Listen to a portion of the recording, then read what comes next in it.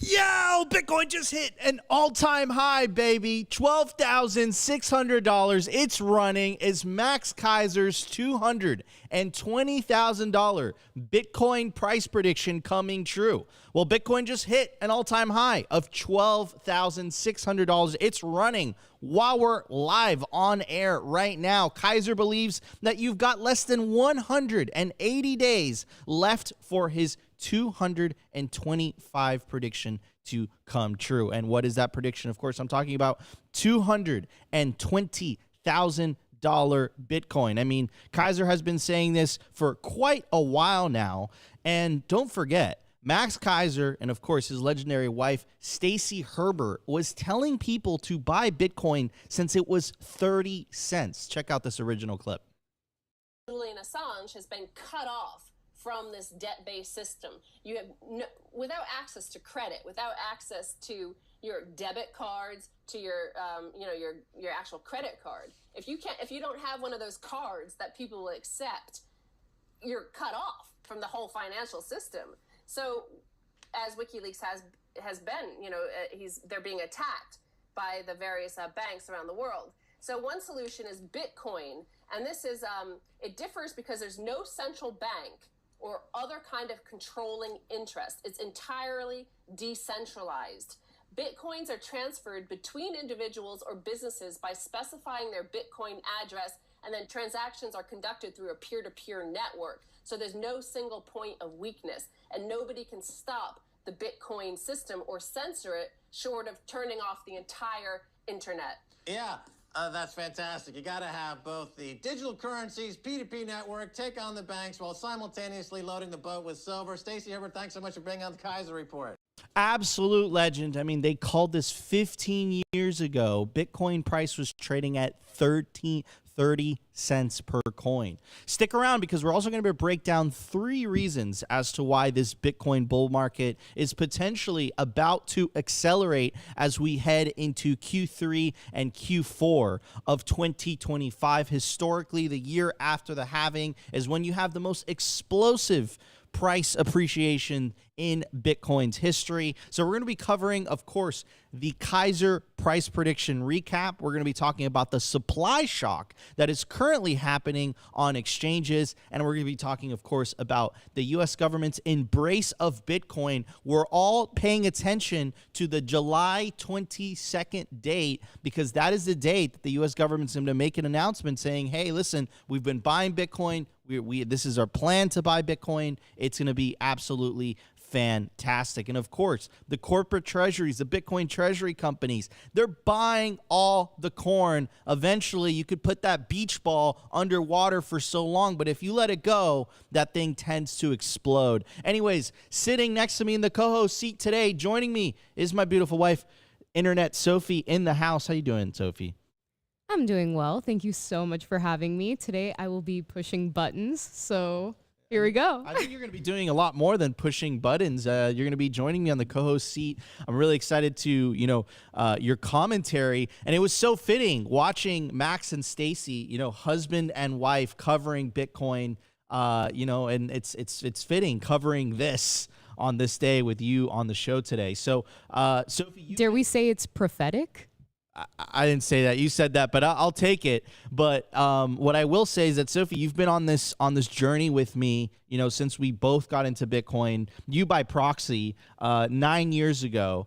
It's been an absolutely roller coaster ride. I mean, the first couple of years, you thought I was absolutely crazy. And then you're like, number go up, baby, number go up. So what's your take? I mean, do you think Keiser's right? $220,000 Bitcoin. Do you think we'll see it by the end of the year? I mean, let's be realistic. I think 2025 has been a letdown for a lot of people. A lot of people were expecting better price action, but we've basically been going sideways since the inauguration of Trump. Now we're hitting all-time highs at $112,600. So that's fantastic. But I remember the days when Bitcoin broke all-time highs and it just left the previous highs in the dust. Like, we're hitting these all-time highs, but it's like kind of like a tease. Sophie, what's your take? My take is, there's been a lot of things in the news that, despite them being good for the growth of Bitcoin, have also, been bad for the world. And I think that for example, the war in Iran and everything that's kind of like making people be on edge with markets in general. I think that, Max Kaiser is on the money with this, but not because he's being delusional or prophetic in any way, but because he is calling for the end of fiat. He's calling for the de-dollarization worldwide. The Fed is signaling rate cuts, which, is going to make the money printer go burr. It's going to make the dollar lose value. To be specific, like actually Powell right now and Trump are actually going at it. There's like kind of like this civil war, and Bessent, this would be like one of the first times in U.S. history. Bessent is basically signaling, they're telling the market that Bessent actually wants to replace Powell. That would be a first. That's never really happened before. So we have all that coverage during the news. But I want to bring it back to Max Kaiser, this 220K price prediction. Do you agree? Do you disagree? I honestly don't think it's unreasonable. There's so many people, so many institutions buying Bitcoin right now that it's not in the realm of like impossibility, right? We've seen crazier things happen in Bitcoin. And so this is totally, totally possible. And, for the people who watch this show, this is the Hopium show. So I'm going to say, yes, I completely agree. I think that this will happen. I even agree with someone who's a little bit more bullish than Max Kaiser, who says that 500K at the end of the year.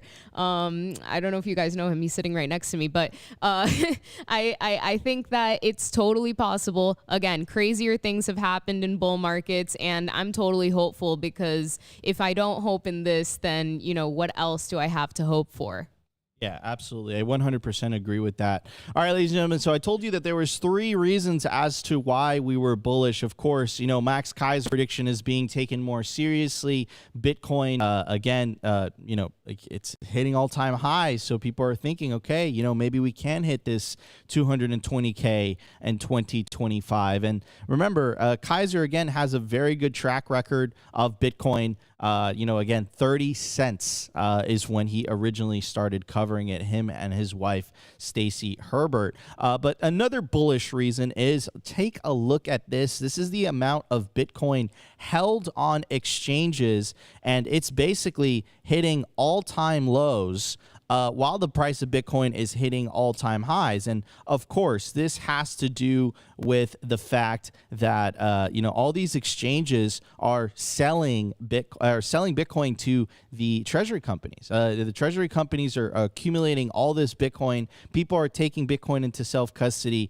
If there's not Bitcoin to sell, right, it's down to 2.3 million Bitcoin on exchanges. What do you think is going to happen to that beach ball? It's going to go absolutely parabolic. Another thing that I want to bring up to you guys as well is check out this Forbes article. Wall Street quietly braced for crypto floodgates to open as Bitcoin suddenly tops all-time high price. So again, the overall market is feeling overly bullish right now. I'm going to read some of this. Bitcoin has topped its previous all-time high, climbing above 12,000. How do you say that number? 112,000. Thank you. I'm blanking right now. Per Bitcoin, as Tesla billionaire Elon Musk confirms wild Bitcoin rumors. The Bitcoin price has surged over the last year, climbing thanks to a perfect storm of U.S. President Donald Trump's embrace of crypto and Wall Street piling into Bitcoin ETFs.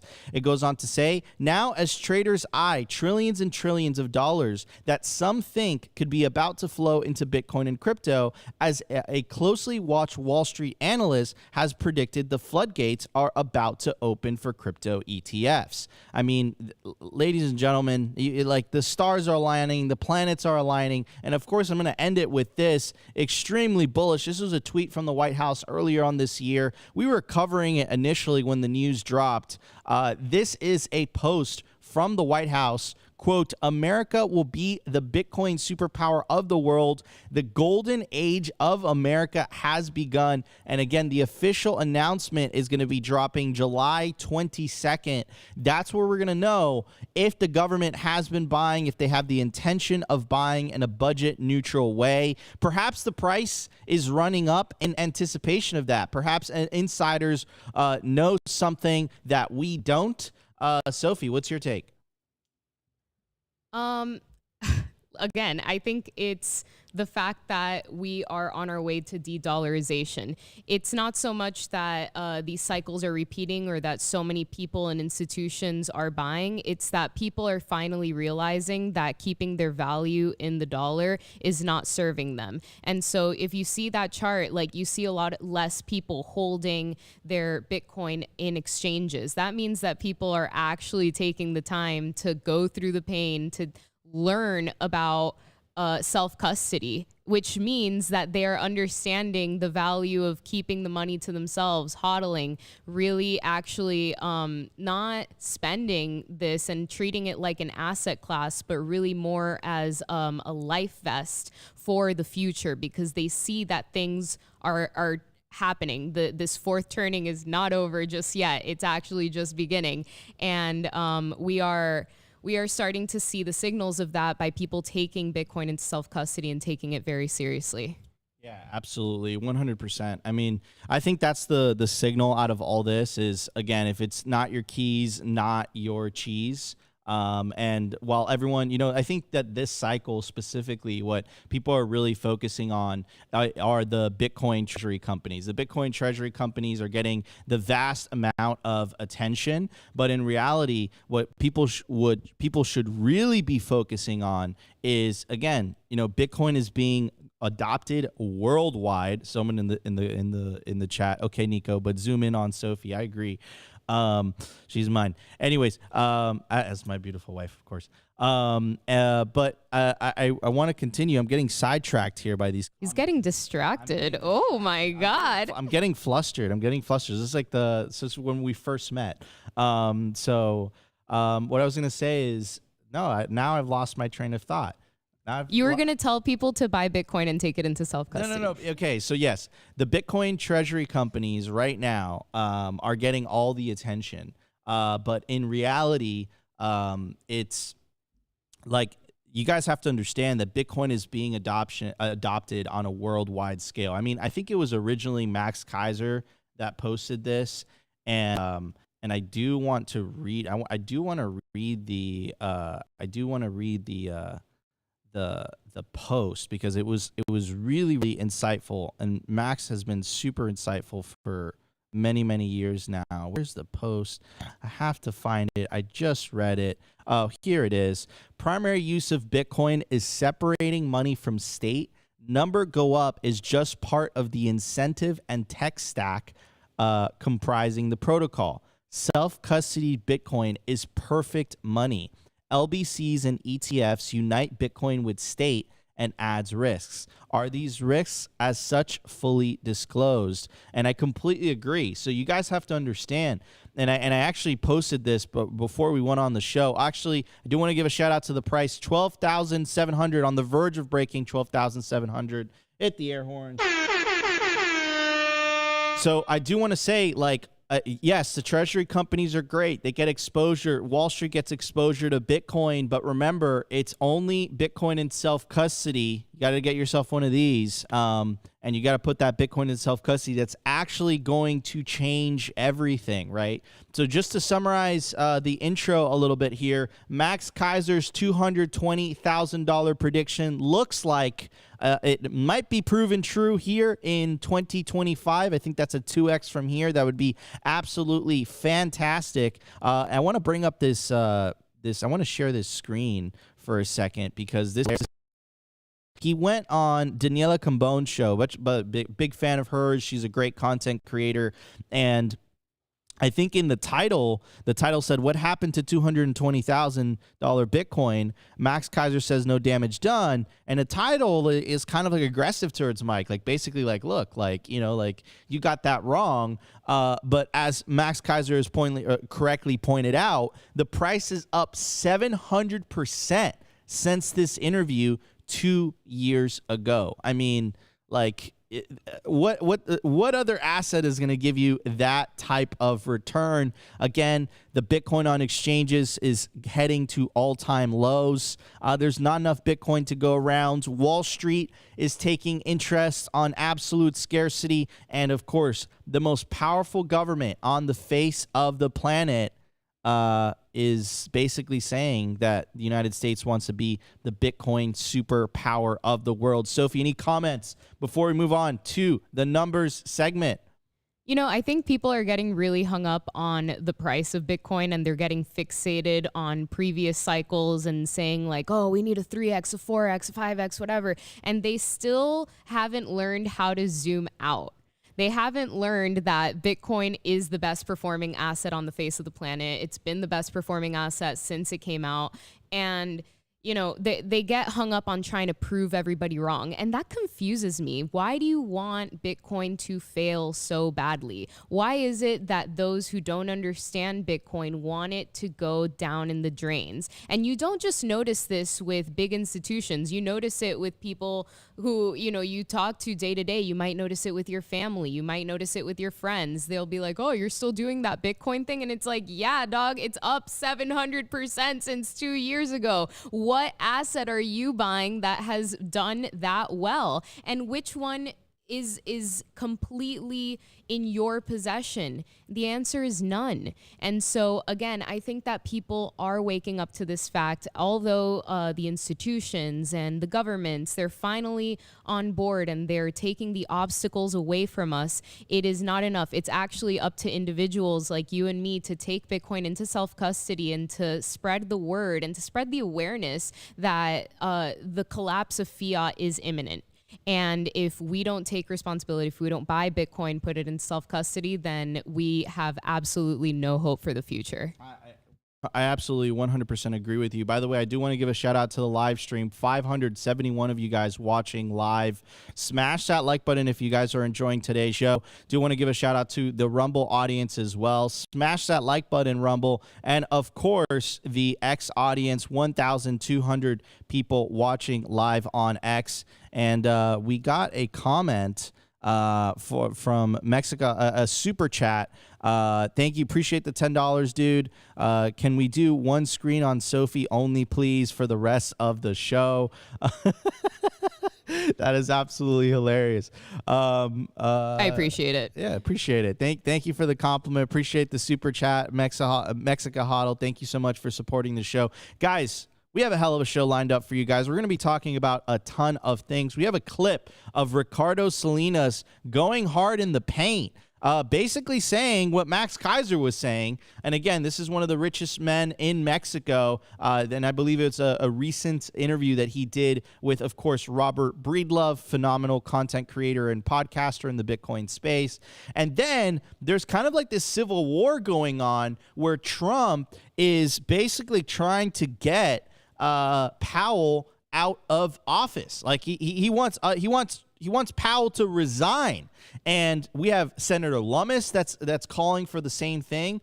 We have Pulte, who is the U.S. Director of Federal Housing, calling for an investigation of Jerome Powell for alleged corruption. I actually had an interview with Caitlin Long. It should be dropping this weekend, and she's basically making the case that the Fed has been acting politically. Remember, the Fed is supposed to be an independent institution, and the reason that it's protected is because it's supposed to be an independent institution. But what happens if that so-called independent institution starts to act politically. And I think this is where we're at now. And I think it's not a coincidence that it's acting politically when you have the first pro-Bitcoin president in the White House. I don't think any of those things are coincidences. I think all those things are related. So we have a hell of a show lined up for you guys. We have tons of content, tons of breaking news. And then during the culture segment, Sophie and I are just going to be talking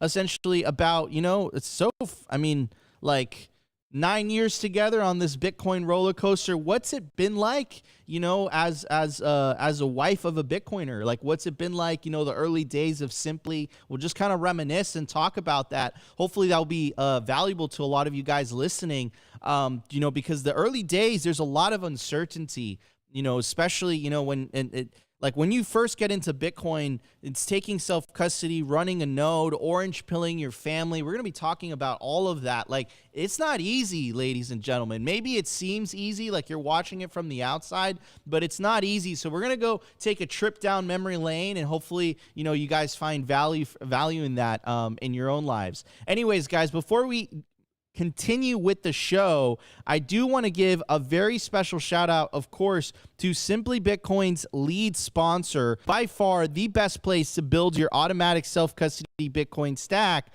bitcoinwell.com. The reason they're so awesome and fantastic is it's automatic self-custody. What does that mean? That means that as soon as you buy Bitcoin on Bitcoin Well, as soon as the funds clear, it goes straight to your self-custody Bitcoin wallet address, which of course perfectly aligns with our ethos, because again, you take your sovereignty back when you take Bitcoin back into self-custody. Scan the QR code right now, and it will take you directly to bitcoinwell.com/simply. And the reason you want to use that link is you get 3 tosses into the Bitcoin wishing well, which we're going to be playing live for you guys right now. Get your Lightning wallets ready.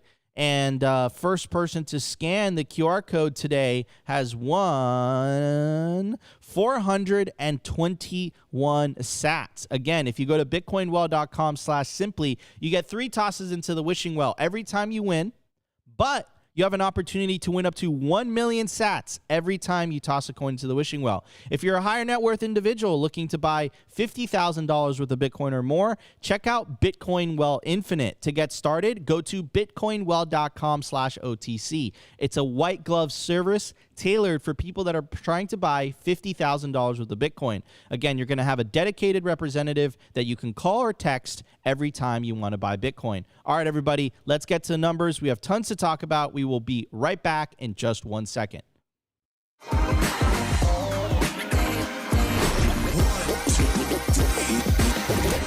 I want to tell you guys about our sponsor, Stamp Seed. Is your Bitcoin in cold storage really secure? Are your seed words really secure? Stamp Seed's do-it-yourself kit has everything you'll need to hammer your seed words into commercial-grade titanium plates instead of writing them down on paper. Don't do that. Paper sucks. You want to literally stamp your seed into this plate of titanium. Your words are actually stamped into the metal plate with this hammer. So once your words are in, they aren't going anywhere. No risk of the plate breaking apart and your pieces falling everywhere. Titanium stamp seeds will survive nearly triple the heat produced by a house fire. They are also crush-proof, waterproof, non-corrosive, and most importantly, because this is generational wealth, time-proof. All things that paper is not, allowing you to hodl your Bitcoin for the long haul. I mean, here is the plate that they crushed. They put in water, they put a blowtorch to it, and as you can see, the words have survived. Stamp your seed on Stamp Seed. And you can use promo code SIMPLY to get 15% off anything on their store. Head over to stampseed.com today. All right, everybody. Oh, let me change. I think there's echo on your side, Borja. Yeah, sorry, 1 second. Che, guys, sorry, voy a hacer una entrevista. So we have the CEO of Roxham joining us today. We have Borja. Borja, thank you so much for joining us. How you doing, man? Hey guys, how are you? I'm so good here in Argentina. Winter cold, but Bitcoin all-time high. So thank you for having us. Well, thank How you are so you much. guys? Thank you so much for joining us. So we're going to talk more about Roxum during the culture segment. But before we get to it, I do want to get straight into the numbers, ladies and gentlemen. At the time of recording, the Bitcoin price is $112,700. Block height, 904,942. Sats per dollar at 887 sats per dollar. Market cap, 2.24 trillion.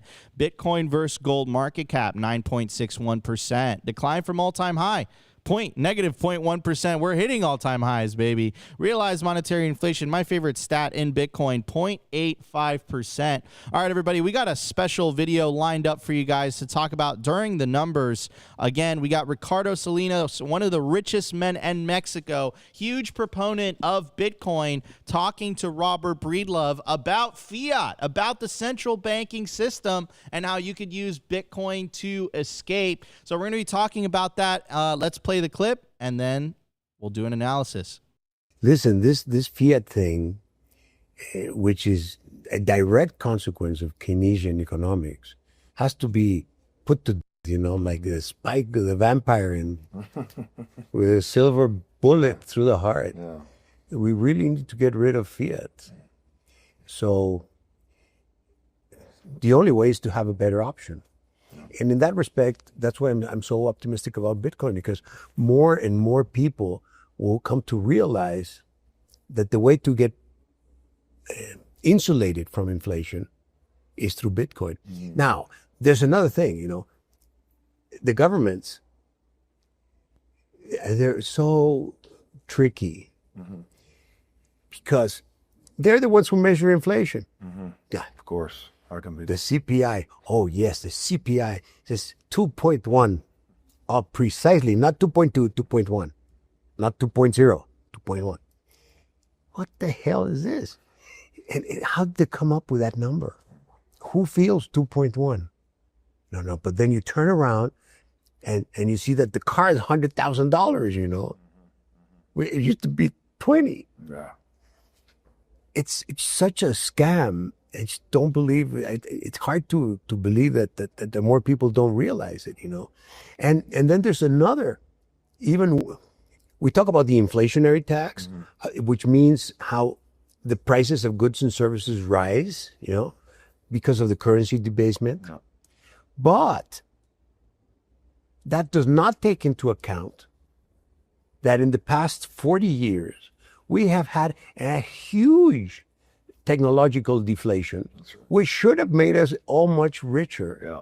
And prices should have been much lower in all respects. Yeah. All that technological deflation, instead of being in the people's pockets, is in the government's purchasing power. Yeah. So it's a double theft. This is more sophisticated, huh? Yeah. It's not just the inflation. No. It's all the deflation that the government took for their own benefit. So, I mean, it's so much sauce there, so much signal, hitting the nail on the absolute head. And it kind of reminds me of this recent discussion I had with Jeff Booth. By the way, I think one of the most watched videos on Simply Bitcoin, about to hit 200,000 views. And he was basically talking about how the natural state of the free market is deflationary, but because of fiat, it becomes inflationary, right? Because of the government's manipulation control of money. And what Ricardo was saying about that 2% number, where did that come from? Like, so money needs to basically steal from you at a 2% basis in order for it to function? No, it doesn't need to do that. In fact, every single block that keeps being, found and discovered, and every single day that Bitcoin continues to exist, it proves that money can exist without inflation. In fact, if you've been saving and using Bitcoin as your unit of account, as your money, everything around you has been getting cheaper. So food, housing. I live in Miami. I remember when the pandemic happened and the Fed started printing all the money that it did, and the housing prices doubled here in the city. and equities like basically doubled overnight. Well, that was a form of hyperinflation. That was in form of inflation. That was due to the money that was being printed. It wasn't that fact that the actual costs of these houses doubled. That didn't actually happen. It was because of the money that was printed. But if you were using Bitcoin as a unit of account, despite housing doubling in fiat terms, housing has actually gotten cheaper in Bitcoin terms, which is the way that the free market should operate. So my last message before I pass it on to Borja, because Borja, you're from Argentina, we're from Venezuela. We understand what hyperinflation is like, my friend. Before I pass it on to Borja, I'll say, listen, the American dream is not dead. You're just using the wrong unit of account. In fact, it's not only the American dream anymore, it's the worldwide dream. Anyone, if you're saving on a Bitcoin standard, you're going to be able to afford that apartment that you want, that car that you want. It's not a question of will you be able to afford it. It's a question of do you have the discipline to save and to hodl enough to benefit from the price appreciation of Bitcoin because of its absolute scarcity. Anyways, Borja, welcome to the show. Thank you so much for joining us. What's your take on that? Very passionate, very powerful message from Borja. Again, we're all Latinos here. My wife and I are Venezuelan. You're Argentinian. Ricardo Salinas is Mexican, right? This is something that has hit, our countries the most, this hyperinflation of these local currencies, of these sovereign currencies, and it's very difficult for people to live. Borja, what's your take? Yeah, Nico, 100%. I mean, we've seen this already, right? And something we like to say, Bitcoiners in Argentina, and I think it applies to Venezuela as well. There's a big chance, I believe, that Satoshi was Argentine or Venezuelan, right? Because it just doesn't make sense. And what Ricardo here is saying, and something that we've seen in our own countries, you guys in Venezuela, we in Argentina, is there is no other possibility for fiat to go down if you just think that we are just printing money and printing money and printing money. Just to give here everybody a context, in Argentina up to early last year, so until January 24, interest rates were 150 from the central bank. So our Fed rates, the Fed rates in Argentina were 150% APY, right? So this means that our Fed was more than doubling. So it was like it was more than doubling the monetary base and the of money in Argentina. So that makes absolute no sense. So what we've seen in Argentina also is that if you are printing money constantly, and all you're doing is just printing money and having these interest rates, that then you pay the interests by printing more money, and everything you do is by printing more money. There is no other destination as just a complete debasement. And in the US, people are not aware of this. In Europe, people are not aware of this. But this is what's going to happen. What's going to happen in the US and in Europe and in other countries where they have like solid interest rates and a huge debt accumulation and just printing of currency, is that eventually these currencies will get completely debased. I mean, yeah, our Argentine peso, your Bolivar in Venezuela, we went faster because our interest rates and our printing rhythm and cadency was much higher. But it's going to happen the same thing to the US or to Europe. Like, I mean, at the end of the day, if you're printing money out of thin air, there is no other destination than failure. And this is what many times I get desperate when I talk with people in the US and in Europe, that they think, no, we're the dollar, we're the euro. Dude, the first sign is inflation, of depreciation of currency. The first sign is inflation. And then as inflation continues to go higher and higher and higher, suddenly you can't pay your debt. Just money is burning and nobody wants that money. Nobody wants the Argentine peso in Argentina. And then you get economic crisis, So my take is, Ricardo is absolutely spot on. You guys know it very well. We know it very well. And honestly, it's not to be bearish with the dollar or with the euro, but if we continue to print and print and print money, crisis is the ultimate and only possible destination of this process. So what can I tell you? I mean, Jack Mallers was saying this the other day, we're in a Great Depression right now, and I completely agree. Absolutely, 100%. The Great Depression of fiat, you know, it obfuscates it. People don't realize that they're being taxed. I mean, again, it's specifically in the United States or in Europe, they don't understand, right? They don't understand they're being stolen from. I think in our countries, it's very obvious. It forces people to start asking the question, what is money, very, very quickly, because you lose faith in the local currency. Inflation is theft. Inflation is not normal. Your currency should not lose purchasing power. This is what Bitcoin fixes.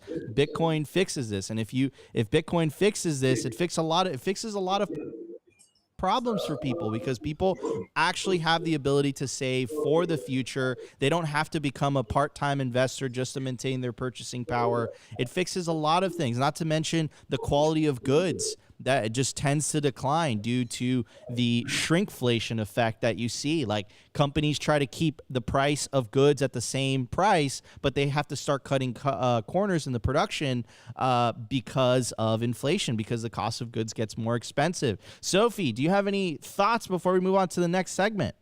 I mean, leave it to a billionaire to realize that your money isn't supposed to devaluate over time. I think it's interesting that this is happening in Mexico. I think the U.S. kind of has like this friendly competition with Mexico. And so it will be interesting to see how influential people push for the adoption of Bitcoin in Mexico, because I ultimately, like, this is where we want it to end, right? We want more countries to adopt Bitcoin and to get off of a fiat standard so that their people can stop having a currency that is, completely worthless. And so it's interesting to see influential, very rich people understanding this concept, some, better than most. I think it's actually mind-blowing to me at this point when people understand it to this level. It reminds me of Sailor. This could be like the Mexican Sailor. And when they do understand it this well, other people follow, whether they understand it or not. They just follow because they want to do the thing that most benefits them. So it's very exciting to see this happening. Again, this follows a trend that institutions are buying, governments are falling in line, and everything goes to zero against Bitcoin. So it's a natural tendency, and I am not surprised at all to see billionaires following suit. Absolutely. 100% agree with you. All right, everybody, if you guys are enjoying today's show, we have 2,600 people watching live between YouTube and X, and about 100 of you guys watching live on Rumble. Almost 700 of you guys watching live on YouTube. Make sure to smash that like button. Again, you're listening to Simply Bitcoin Live. Guys, we're going to dive straight into the news segment. We have tons to cover. We will be right back in just 1 second.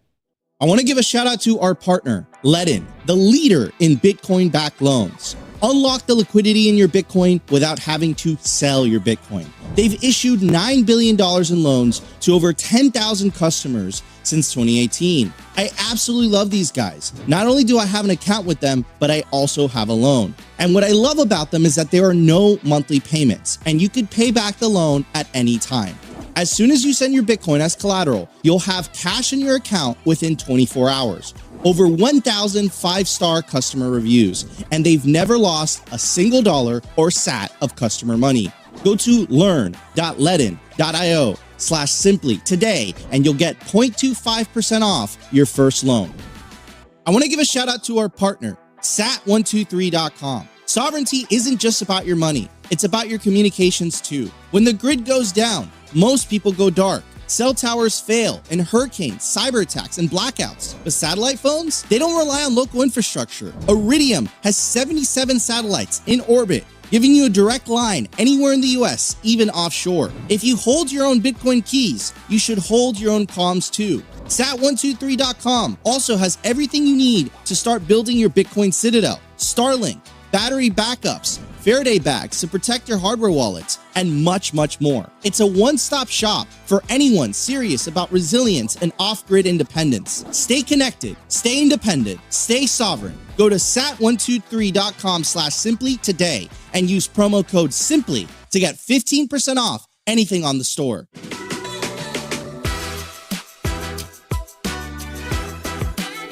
I want to give a shout out to our partner, Cold Card. If you're serious about self-custody, Cold Card is the best Bitcoin hardware wallet. There is no second best.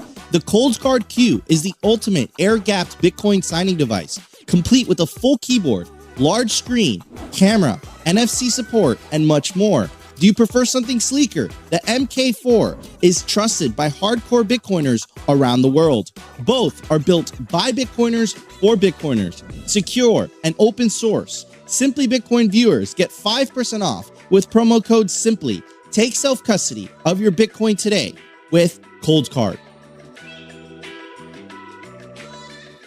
Everybody, use the QR code on your screen right now. Sophie is showing off the Cold Card Q in orange. It looks good, man. It looks really, really good. It's reminding me of the BBM days. I love it. It's so cool. It has an A to Z keyboard. It's easy to use. Scan the QR code on your screen. Use promo code SIMPLY. Get 5% off anything on the store. Guys, this is literally one of the best Bitcoin hardware wallets in the game. Again, completely open source. Go to coldcard.com today. Use promo code SIMPLY to get 5% off. Again, promo code SIMPLY, coldcard.com. Hey, let's jump into today's news. Ladies and gentlemen, we are heading into uncharted territory. This has never happened before. But before I jump into that, this isn't Trump only criticizing Jerome Powell or Jay Powell. It is also the Bitcoin senator, Senator Lummis. Jay Powell has proven time and time again that he is unfit to run the Fed. He must resign now. Also, check out this posting from Polte. Polte is the U.S. Director of Federal Housing.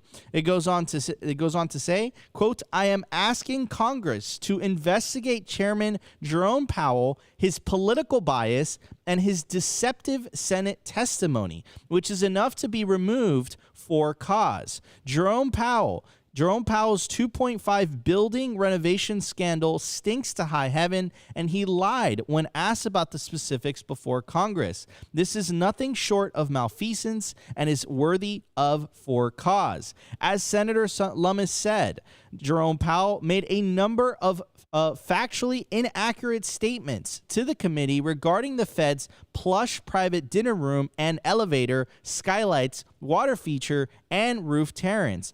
And this is typical of the mismanagement and don't bother me attitude that Chair Powell has always shown. It's interesting, too, because I spoke to, again, Caitlin Long. Caitlin Long is trying to launch the first Bitcoin native bank here in the United States, coming out of Wyoming, and she has had such a hard time getting a Fed master account. And the conclusion that she came to, actually the conclusion that me and Opti came to, is the Fed has been acting politically. And if it's been acting politically, it shouldn't have that independent protection. The fact that, again, the Fed has a mandate. The Fed's mandate is to keep inflation under control. That actually makes me laugh after listening to Ricardo Salinas. It has to keep unemployment under control. That's the mandate the Fed has, right? It's not supposed to act politically, but it's been acting extremely politically. It isn't neutral. It's become a political tool, propping up markets before elections to favor the regime, and quietly backing financial censorship when it suits their narrative. During Operation Choke Point 2.0, the Fed helped cut off crypto firms from the banking system without legislation, just pressure and memos. Bitcoin companies were debanked, and even solvent institutions like Signature were shuttered for being too Bitcoin friendly. Again, not acting neutral whatsoever. Here's the president in his latest thoughts. I believe this interview was from yesterday. And then I have a question for the Attorney General. Jerome Powell, who you've been pressuring to lower interest rates, he's facing accusations of lying to Congress, which is a potential crime about the opulent. Well, then he should resign immediately. We should get somebody in there that's going to lower interest rates. Do you want congressional Why don't Republicans you call for his resignation? Do you want congressional Republicans to investigate and It's pursue? okay with me. I think he's terrible. I think, look, we're paying, I call him too late. T-O-O, too late, like Too Tall Jones for the Dallas Cowboys, right? Too late. He's always late. But he wasn't late with Biden before the election. He was cutting him like crazy. It didn't help too much, did it? But he was cutting him like crazy before the election with Kamala and Biden. He was trying to get them in, I guess. I don't know. He was recommended by somebody that worked for me. I like you better. Trump being an savage again, saying, hey, listen, he's not been acting neutral. By the way, I do want to give a shout out to the stream. Just broke 700 live viewers, or on the verge of breaking 700 live viewers on YouTube, 100 live viewers on Rumble, and 2,157 live viewers on X. And we are at a Bitcoin all-time high. We're at $13,198 again. Big celebration, of course, very, very fitting. We have the CEO and co-founder of Roxum joining us on the show today, Borja, and we're going to be talking about, and it's not 13K, Nico. Did I say it wrong again, Sophie? Sophie, could you say the actual number? Because clearly I have a problem with these big numbers. It's 113,191. Thank you. Thank you, Sophie. I don't know why that's so difficult for me. Wait, it's hard for me too. All right. $113,200 I almost can't believe it. $100 again. To celebrate. Also, guys, you're going to want to stay tuned for the culture segment, because we're going to be talking about all things Roxum with the CEO and the co-founder Borja today.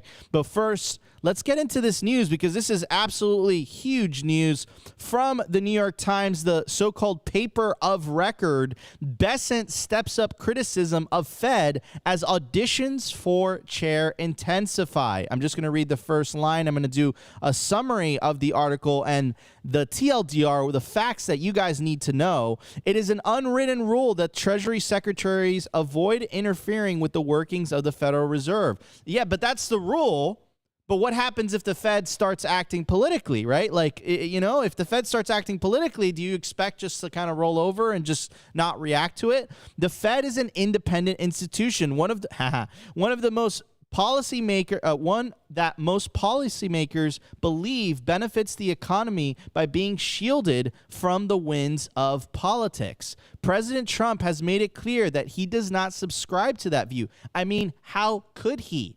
Operation Choke Point 2.0. They acted extremely politically, lowering rates to try to get the previous candidates elected. I mean, by definition, that is not neutral. That you're not acting in a neutral fashion. So expecting Trump not to react to this, I think, is incredibly naive. But just to do, again, a quick recap of this article, what's happening is it's Trump versus the Fed. And again, I recorded an amazing episode with Caitlin Long, and she does a deep dive about the Fed's war against Bitcoin. That's going to be dropping on Saturday. You guys are going to absolutely love that. But essentially, the battle for easy money is on. President Trump is openly challenging the long-standing norm that the Fed should be independent. He wants lower interest rates.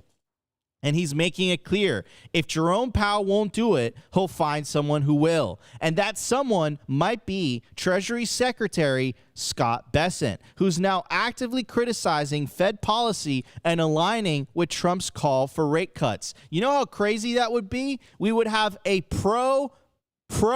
I can't even put these two sentences together because of how insane it is, but we would have a pro-Fed chairman, a pro-Bitcoin Fed chairman. Holy cow. That is literally the definition of winning. Bessent, once a Soros hedge fund guy turned Trump ally, has been blasting the Fed's slow pace on rate cuts and mocking their inflation fears over tariffs. He even said, quote, tariff derangement syndrome happens even at the Fed. He's hinting he'd push for cheaper money if given the top Fed job.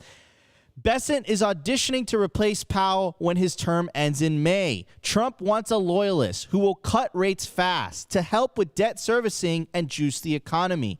2 Trump appointees on the Fed board, Waller and Bowman, are already calling for cuts soon. Bessent's potential appointment could politicize the Fed further, risking internal conflict at the Fed. Trump's gripe? The Fed is costing the U.S. trillions in interest, and his hand-picked Treasury guy agrees and could even hold both Treasury and Fed chair roles simultaneously. A 1930s-style power move. I mean, that would be absolutely nuts. But what's the translation for Bitcoiners? What's the TLDR? The mask is slipping. The illusion of central bank independence is ending. Trump wants rate cuts, and Bessent might deliver more debt, more printing, more instability. You know what happens? Number go up, and Bitcoin fixes this. Anyways, I'm passing on to Borja. Borja, what are your thoughts on this? Because you know what? In our countries, we know that the central banks are not independent whatsoever. They've been acting politically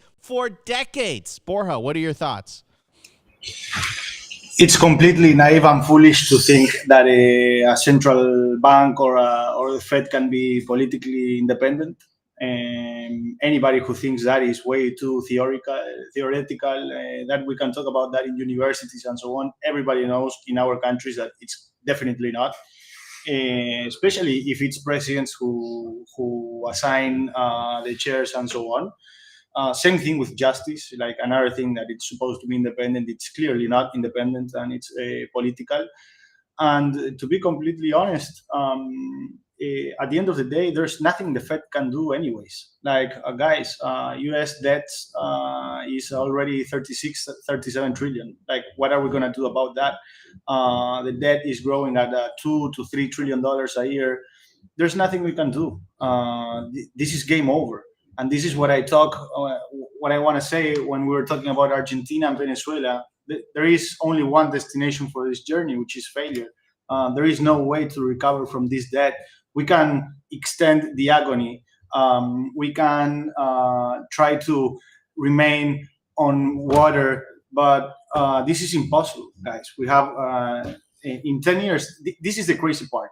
We're gaining $2 to $3 trillion in debt every single year.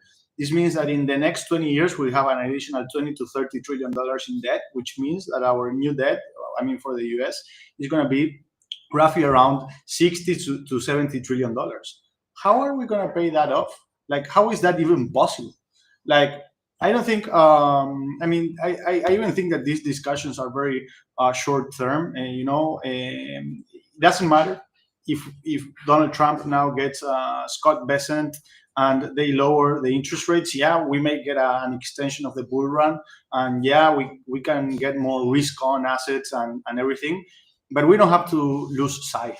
And what we need to have in sight is that we have an unrecoverable debt that we're $37 trillion in debt, that this is going to 60, 70, and Bitcoin is the way out of this. I mean, Bitcoin is a scarce asset, neutral asset, and is is the way out of this. And that's exactly why we're building Roxxon, because having the Bitcoin lens, understanding things in Bitcoin, and seeing how things perform in Bitcoin is a way to go. In Argentina, we had a similar process 30 years ago. In Venezuela too, when everybody was measuring in Argentina, and actually everybody was measuring wealth in pesos, right? Because in Argentina, people make salaries in pesos. We make pesos. We earn pesos. But then, as the peso would depreciate constantly, some people started actually using a dollar lens, and many people started saying, "Hey, you know what? I'm going to stop measuring and understanding numbers, the economy, and so on in pesos. I'm going to understand it in dollars." And I just think that this is the process coming up ahead. The world is going to start is going to stop understanding and measuring wealth in dollars, and it's going to start understanding and measuring wealth in Bitcoin, because it makes sense. Because in Bitcoin we don't have this independence problem or not. If we have a new Fed president or whatever in Bitcoin. We know what the system works like. We know what is going to happen. There is no need for politics or not or non-politics. We just know Bitcoin is. We don't need to trust anybody. And you know, again, at the end, I think that all of this of Scott Bessent and Powell and so on is a very short-term thing. Yeah, if Bessent comes, lower interest rates, risk on, bull market, whatever.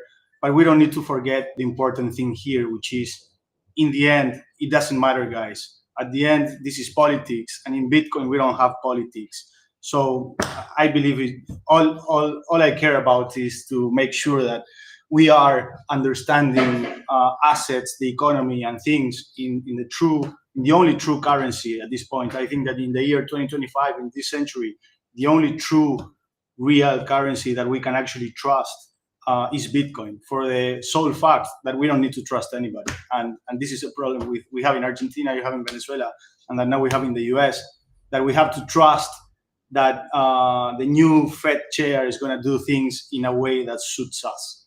And, you know, at the end, we are always depending on humans. And a human being is not the most reliable thing out there. Dude, absolute mic drop from Borja, dropping the sauce. I mean, 100%.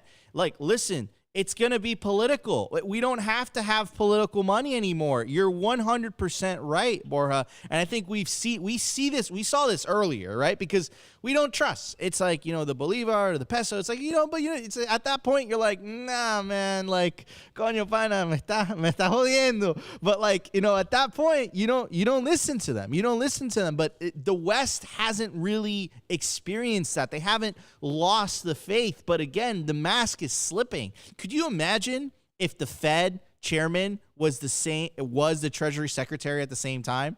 Like, it would destroy the illusion. The illusion's already destroyed at this point, in my opinion. I think the American people are waking up to that. But again, I think the central bank in the U.S. is going through the same process that every other central bank has gone through in every other country, right? So I agree with you, man. This is political money. It's time to end political money. It's time for Bitcoin. Sophie, some thoughts before we get to the culture and talk to Borja about Roxum. So I was actually going to say something very similar to what Borja was saying. I was questioning myself, they're accusing Jerome Powell of cutting the interest rates when Kamala was running. But Sophie, cut it. We're on YouTube. We love YouTube. Yeah, so. we love Kamala. So they were accusing them of him of doing that. Wouldn't Scott Bessent just like kind of do the same thing for Trump? No, that's the whole point that Borja was making, is that regardless of the party, like, they're acting politically. So like, okay, so let's say the Fed was acting politically for the benefits of the Dems, right? Now it would just be the Fed would be acting politically for the benefits of the Republicans, but it's still political. No, right? and the conclusion, the end of the story is always the same. It's the devaluation of the dollar and Bitcoin goes up. So it's like, whatever happens, I think this is good for Bitcoin, right? I mean, it's always going to be political money because it's in the hands of a centralized institution. So what happens when, as you always say, Nico, you separate the money and state? What happens?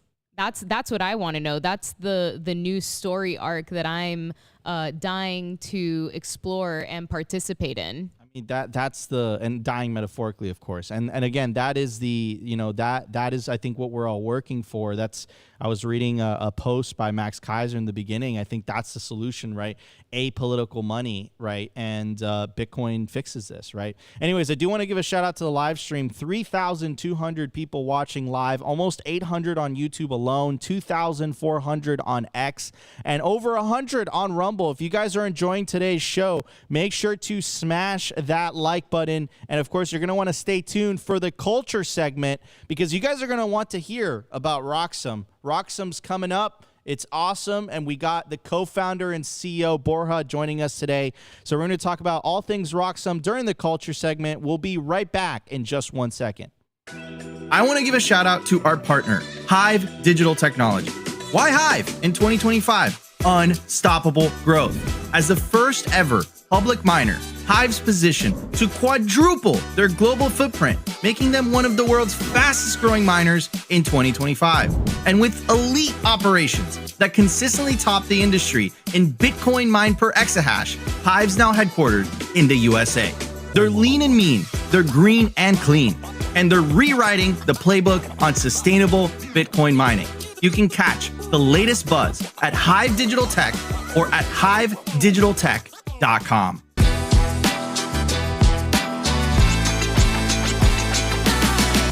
I want to give a shout out to our sponsor, Casa. Casa makes self-custody easy and secure. As a Bitcoiner, I care about holding my own private keys, but multi-sig can sometimes get tricky. Casa nails it with a multi-key security. So even if one key gets lost or stolen, your Bitcoin stays safe. And you don't give up custody, meaning no one could access your Bitcoin but you. No seed phrase anxiety, no single point of failure. I've been telling my friends and family about Casa for years. Their UX and UI on their app is by far the best in the industry. Inheritance planning is built in, and they even offer Casa for Business if you're thinking about a Bitcoin treasury. Hit up casa.io today and use promo code SIMPLY to get 10% off Casa Standard or Casa Premium. Head over to casa.io.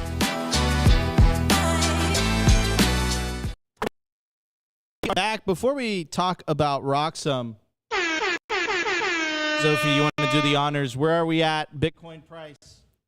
We are at 113,489, a new all-time high, ladies and gentlemen. Congratulations for hodling this long. Price discovery mode in the moment, live on Simply Bitcoin. Absolutely love it. I did release a poll at the beginning of the show. 688 of you guys voted in it. I said, will Bitcoin hit 220K by the year's end, like Kaiser predicts? 72% of you guys voted yes. I'm going to end that poll. Anyways, let's pivot the conversation. We have, again, Borja on the show joining us today, CEO and co-founder of Roxum.com. Borja, thank you so much for joining us. What is Roxum? Why should people be paying attention to this? The Bitcoin capital markets. Thank you, Nico. So we are a massively Bitcoiner thesis run or based company. Basically, I tell the very short stories, and it's a stories. The first large stock market of the world was the Amsterdam Exchange. Then we on the Dutch Guilder. Then we had the London Stock Exchange on the British pound.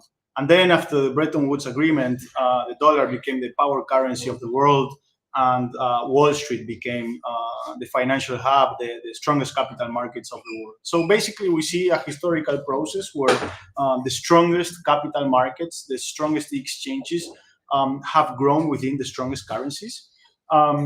We also believe that it's inevitable for Wall Street to fall second to somebody else. So in the same way that Amsterdam fell second to London because the guilder fell second to the pound, and then the pound fell second to the dollar, and the London Stock Exchange fell second to Wall Street, we understand and believe that Wall Street will fall second to some other capital market. So when we were working on this thesis and what that next capital market that is going to outgrow Wall Street is going to be, then the only thing we need to understand is who do we think can be the next strongest currency of the world. And naturally, I mean, we do all believe that the strongest contender to become the strongest currency of the world, or one of the strongest currencies of the world, is Bitcoin.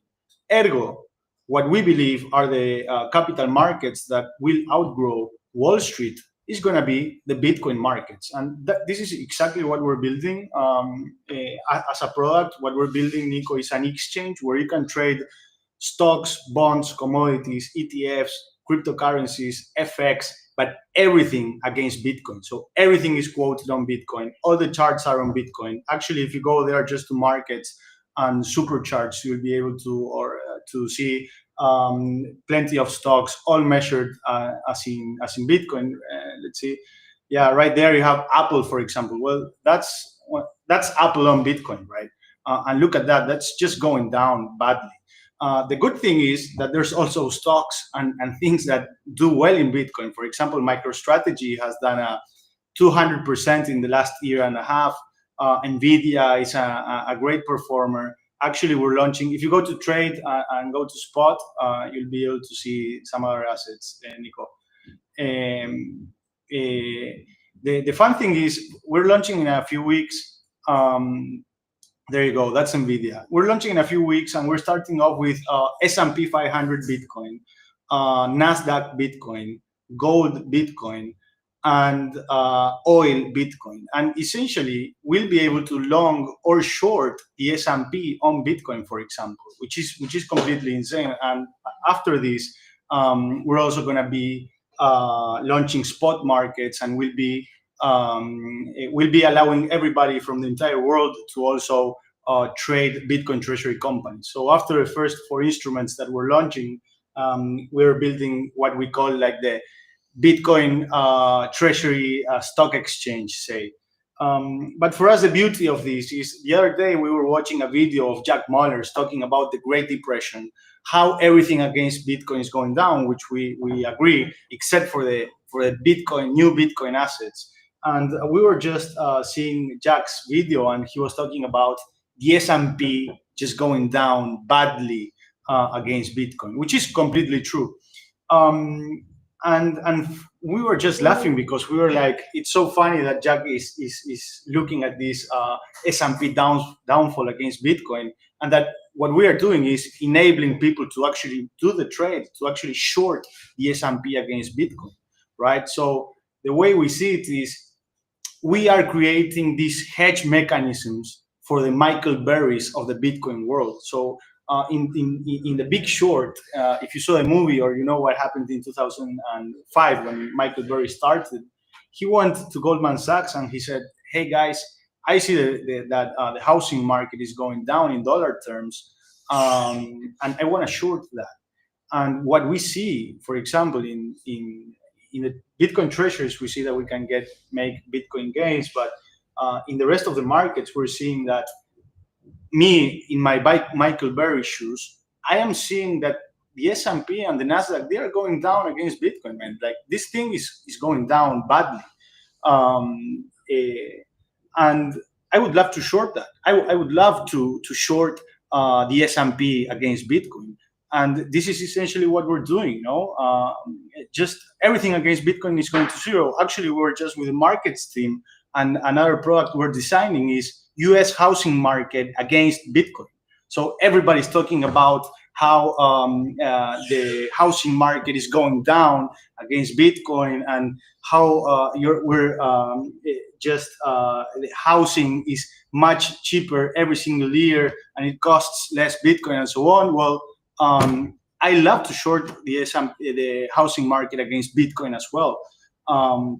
So what we're building in Roxum is the capital markets that Bitcoin deserves, and it's just inevitable. Like, another way to think about what we're doing, which is what we're doing goes beyond Roxum. What we're doing is for Bitcoin. This is about Bitcoin having and creating something that is inevitable, which is its own capital markets. An example of this is in Argentina, we have our own capital markets, and they are tiny. I mean, they are like roughly $100 billion, which means the Argentine peso has its own capital markets, and Bitcoin still doesn't.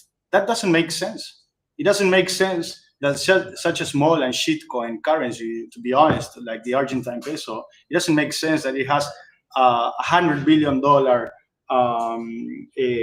capital markets, and that Bitcoin has no capital markets. It doesn't make sense also neither that everything is separated and isolated, and that you cannot mix and combine traditional markets with Bitcoin neither, you know, and we just see that it's inevitable The guilder developed its own Amsterdam exchange. The pound had its own London Stock Exchange. The dollar has Wall Street. Well, Bitcoin needs its own Wall Street, right? And I was seeing a comment right now. Yeah, most of it is free money. Let's say by shorting it because the market in general terms is going down.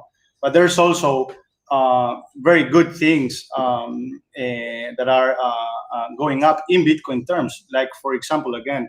MicroStrategy, NVIDIA, and well, now the Bitcoin treasuries that are just doing great. So this is the future we're seeing. We're seeing a future where Bitcoin is a real unit of account, and Bitcoin is a currency powering the capital markets of the future. Absolutely. And I think that is incredibly awesome because this is what people, as we were talking about this earlier on in the show, like if you start denominating your wealth in Bitcoin as you should, then your net worth, you're not defining your net worth by dollar terms. You're defining your net worth by Bitcoin terms. And again, so once you're trading stuff against Bitcoin, it changes the conversation. This is why altcoins have such a hard time, by the way. So if you look at every single altcoin, right, since inception, they haven't made all-time highs in Bitcoin terms, right? And if essentially the point that Borja is trying to make is that a lot of these stocks that they are making all-time highs in dollar terms, but they're not making all-time highs in Bitcoin terms, right? And that's the signal right there. What's the point of buying Apple? What's the point of buying Google if you buy Google or Apple stock, you're going to end up with less Bitcoin, right? But Borja pointed out there are some companies that outperforming Bitcoin, but it also forces you to become a much more disciplined investor because now you're looking at these companies and you're asking the question, okay, will this outperform Bitcoin? You know, like Bitcoin, you know, if you look at Michael Saylor, he's predicting a 50% CAGR for this year, and then it's going to start to taper down to like 20%. Is the company you're investing in outperforming, Bitcoin, right? And it's going to create a lot more disciplined investors. Shout out to the $50 super chat, by the way. I can't read that, dude, but I appreciate the $50 Mexica Hodl. But yeah, man, it completely changes the game 100%. Borja's absolutely right. And this is needed. This is needed because, and this is international too. You'll be able to participate, get exposure to a lot of these stocks. But again, you're buying them with the better money, right? You're not buying them with the bad money. So Apple looks a whole lot different, right? When you compare it to Bitcoin. When you're buying Apple stock with Bitcoin, that hurts. When you're buying Apple stock with dollars, of course Apple's going to go up in value, right? So it completely changes the game. And this is really, really awesome what you guys are building. Bitcoin capital markets. Go check out roxum.com today. Again, roxum.com. I'm pulling it up on screen and you guys could sign up. Borja, when do you guys plan to go live? Just one thing to add, Nico, before telling you that is the following. As you just said, you can invest $100. If you're looking at the Apple chart in dollars, you're happy. The thing is up and to the right. Hey, this is awesome. I'm making money. But if you actually invest your Bitcoin, you're going down. So the beauty of putting a Bitcoin lens to everything, to the housing market, to stocks, to anything that we invest in, is that actually we get to see the real returns. I think in Bitcoin terms, just because it just makes us better investors. When you look at things in Bitcoin, and again, it just makes you, as you said, more disciplined. It just makes you smarter because it's very hard to outperform Bitcoin. Practically everything is going down in the long term against Bitcoin. And the only things that do not go down against Bitcoin are the things that put Bitcoin at its center. MicroStrategies away, or things that are somehow related, like for example, NVIDIA. Well, they also have a huge industry that is related to Bitcoin with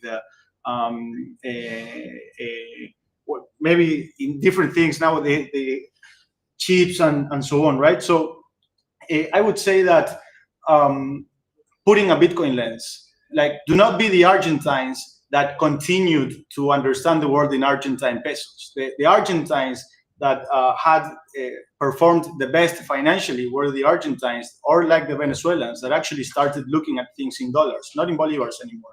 So in the world today, we believe, and maybe we're wrong, I don't think so, we believe that the best way to understand the economy, to understand assets, to understand stocks, to understand absolutely everything is Bitcoin. Because most of it is going down, and you don't want less Bitcoins, you want more Bitcoins. So you better choose or pick a stock or pick an asset that is doing well in Bitcoin, not that is not doing well. Regarding our launch, now we're looking to launch in the next 4 to 6 weeks. And the thing I'm the most excited about, honestly, is that me personally, I'm going to be, and this is not financial advice, this is not anything, but we're going to be launching S&P 500 against Bitcoin, the NASDAQ against Bitcoin, gold against Bitcoin, and oil against Bitcoin. Me personally, I will be doing, I will be opening short positions against the S&P, because I'm 100% convinced that the S&P is going down against Bitcoin. I don't see any other way for the S&P that is not going down against Bitcoin. And the next instrument that we want to create is the housing market against Bitcoin, which is, again, putting myself in the Michael Burry shoes. For me, man, it's almost like free money. Of course, that there's going to be moments in time where the S&P is going to perform well in rocks and so in Bitcoin, and the housing market too. But long term, this is going down. This is going down, and I'm going to profit Bitcoins on this thing going down. And this is for derivatives, though. Then again, we'll be launching by the end of the quarter the Bitcoin Treasuries stock exchange, where you'll be able to trade and invest in all the different Bitcoin Treasury companies all together. We're solving a great accessibility problem there. And my last thought for that is, I wonder every day in my house, who's going to be Bitcoin's Warren Buffett?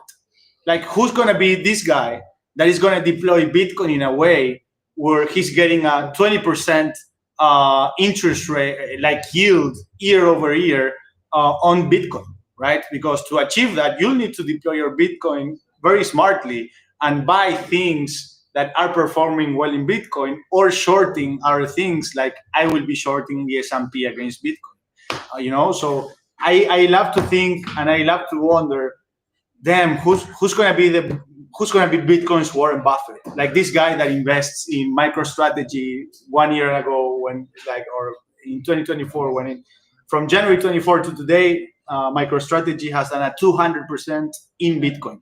This means, just to put it crystal clear, had you invested 100 Bitcoins, say, in 2024, which is a lot, but just to put bigger numbers, you'd now have 300 Bitcoins. Your portfolio would be worth 300 Bitcoins.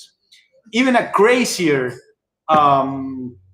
trade is that NVIDIA, in 2020, in the last 5 years, it has done something like 500, 600% in Bitcoin, which means the following. For the last 5 years, as a Bitcoiner, I am saying this as a Bitcoiner, I would have made more Bitcoins if I had bought everything in NVIDIA, if I had put all my Bitcoins in NVIDIA rather than actually holding Bitcoin. So what I mean with this is that, again, the lens is important, because not necessarily owning Bitcoin is the best way to accumulate Bitcoin, right? Absolutely. Sometimes there's a better investment, and that's why we call it Bitcoin capital markets, because our base currency is Bitcoin. We want to make Bitcoin as Bitcoiners. This is a product for Bitcoiners by Bitcoiners. I want more Bitcoin. I have to invest in things that perform well in Bitcoin. So I need to find those stocks that will yield better than just holding the BTC. Or again, sorry, just to finish, for me, shorting the S&P is my personal favorite for the upcoming process. Absolutely. We want a world, where, we want hyper Bitcoinization. We want Bitcoin capital markets. And of course, we have amazing entrepreneurs that are building those tools for Bitcoiners, to take those risks, to say, hey, you know what, I think this company is going to outperform Bitcoin, right? And then it also, it puts truth on a lot of these companies too, because if Apple's not outperforming Bitcoin, then what are you doing holding Apple, right? And then it puts a lot of pressure on Apple, and Apple's probably going to look at what MicroStrategy's doing and then say, hey, listen, we have billions of dollars in cash. We should, buy some of it, put some of this in Bitcoin, because if not, a lot of investors are going to wise up and say, what's the point of buying this stock? If I could just buy Bitcoin, it's going to outperform, right? So it's going to fundamentally, radically change the world. I do want to thank Borja for joining us on the show today. Again, co-founder and CEO of Roxum. Go check out Roxum.com. Sign up. They're going to go live in about 2 or 3 weeks. Guys, today is July 10th, 2025. I'm your host, Nico. Is my legendary co-host and beautiful wife, Sophia. How you doing? Joining me on the co-host seat today. And, of course, Borja, again, CEO and co-founder of Roxum. If you guys enjoyed today's show, smash the like button. Consider subscribing if you feel like we provided you value. And we'll see you tomorrow for a brand new episode of Simply Bitcoin Live. Today's episode was brought to you by BitcoinWell.com, a Bitcoin-only platform on a mission to enable financial independence.